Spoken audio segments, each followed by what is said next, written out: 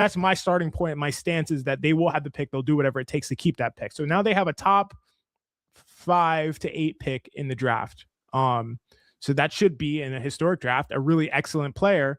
But now you have Lauri Markkanen, who is one of my favorite players, one of the most underrated players in the league because of the style that he plays. Probably that's a good topic for the next video essay because, I think there's just a lot misunderstood about the way he impacts the game. And then Jaren Jackson Jr., who is a perfect complement to Lauri Markkanen. Lauri Markkanen is a 7-footer, is a pretty good rebounder, not a great rebounder, a good rebounder.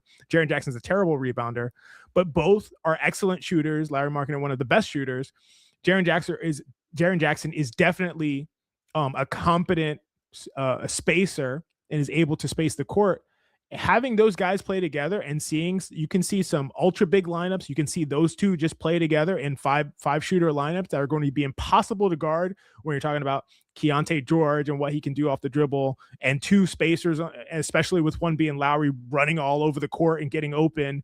If you put a guy like Sensabaugh and other guys on their whoever their draft pick ends up being, that is going to be extremely difficult to stop. In fact, when Walker Kessler comes back and you see those super jumbo lineups, and then you basically always have two of Jaren Jackson, Walker Kessler, and Lauri Markkanen on the court, that is, to me, a playoff team. And not only a playoff team, like a top 4 team in the West, depending on who they draft and how that player goes. I think this is going to be, within 2 seasons, a contender for an NBA championship. That's how good I think that they're building.